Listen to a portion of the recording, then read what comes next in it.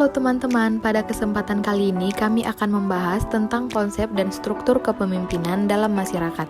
Sebelumnya, perkenalkan anggota kelompok kami. Yang pertama ada Jahi Ginting, kedua saya sendiri Friska Febiola Tonang, dan yang ketiga ada Nafiza Sadrina. Kepemimpinan itu sangat penting karena diharapkan mampu mengatur pola sosialisasi dan interaksi di antara mereka, dan yang lebih penting lagi, manusia dapat berharap dengan kepemimpinan agar mampu mengatur kehidupannya dengan lebih baik. Nah, dari itu maka kami akan sedikit menjelaskan tentang bagaimana konsep dan struktur kepemimpinan dalam masyarakat.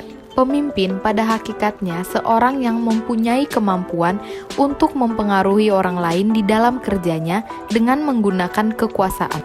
Berikut ada 5 konsep kepemimpinan dalam masyarakat. Yang pertama, kepemimpinan sebagai fokus proses kelompok. Yang kedua, ada kepemimpinan sebagai suatu kepribadian dan akibatnya. Yang ketiga, ada kepemimpinan sebagai tindakan atau tingkah laku. Yang keempat, ada kepemimpinan sebagai bentuk persuasi. Dan yang kelima, kepemimpinan sebagai alat mencapai tujuan. Fungsi pemimpin dalam masyarakat ada 2, yaitu sebagai fungsi utama dan fungsi pelengkap. Fungsi utama adalah fungsi sebagai orang yang menjalankan kepemimpinan, sebagai perencana, sebagai pembuat keputusan, sebagai ahli, sebagai wakil kelompok, sebagai pengawas hubungan dalam kelompok, sebagai orang yang mampu memberikan hadiah dan hukuman, sebagai penengah dan pendamai. Fungsi pelengkap adalah fungsi sebagai model atau contoh, sebagai simbol kelompok, sebagai pengganti tanggung jawab individu, sebagai orang yang mempunyai ideologi, sebagai tokoh ayah, sebagai orang yang selalu dipersalahkan. Karakteristik kepribadian dalam masyarakat. Penampilan yang terus-menerus dalam waktu yang cukup lama di dalam melakukan suatu pekerjaan akan membentuk kepribadian tertentu. Jadi, dapat dikatakan bahwa kantor atau pekerjaan dapat membentuk pribadi manusia. Demikian pula dengan kedudukan pemimpin, dengan hak dan kewajiban yang harus dilaksanakannya, dapat mempengaruhi dan membentuk pribadi tertentu pada seorang pemimpin. Dengan demikian, maka seorang pemimpin harus dapat menyesuaikan diri dengan lingkungan masyarakat tempat dia memimpin. Tipe-tipe kepemimpinan yang berlaku dalam masyarakat. Tipe otokratis. 1. Menganggap organisasi sebagai milik pribadi. 2. Mengidentifikasi tujuan pribadi dengan tujuan organisasi. 3. Menganggap bawahan sebagai alat semata-mata. Tipe militeristis. 1. Senang pada formalitas yang berlebih-lebihan. 2. Menuntut disiplin yang tinggi dan kaku dari bawahan. 3. Sukar menerima kritik dari bawahannya. Tipe paternalistis. Yang pertama, menganggap bawahannya sebagai manusia yang tidak dewasa. Yang kedua, bersikap terlalu melindungi atau overprotective. Yang ketiga, sering bersikap maha tahu.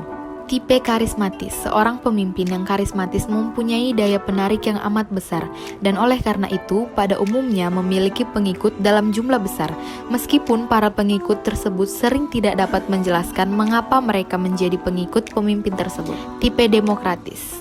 1. Senang menerima saran, pendapat, atau bahkan kritik dari bawahannya.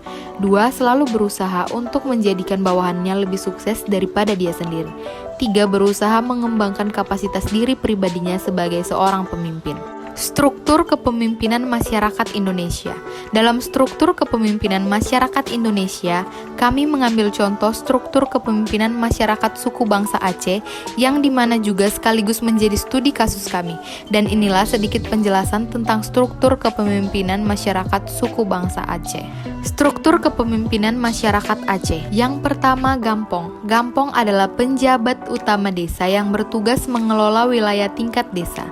Mukim adalah suatu gabungan dari gampong-gampong dan merupakan kesatuan hukum yang bercorak agama. Sagoe, daerah ini merupakan gabungan mukim-mukim yang membantu tugas mukim-mukim.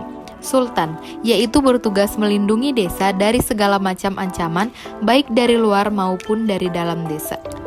Kesimpulannya, kepemimpinan adalah proses mempengaruhi atau memberi contoh oleh pemimpin kepada pengikutnya dalam upaya mencapai tujuan organisasi. Cara alamiah mempelajari kepemimpinan adalah melakukannya dalam kerja, dengan praktik seperti pemagangan pada seorang seniman ahli, pengrajin, atau praktisi. Begitu juga dalam masyarakat, pemimpin harus mampu beradaptasi dengan lingkungannya, dengan cara terjun langsung ke dalam lingkungan masyarakat tertentu, sehingga dalam memimpin dapat berjalan efektif dan efisien. Demikianlah pembahasan kami tentang konsep dan struktur kepemimpinan dalam masyarakat. Jika ada kesalahan kata, kami mohon maaf. Terima kasih.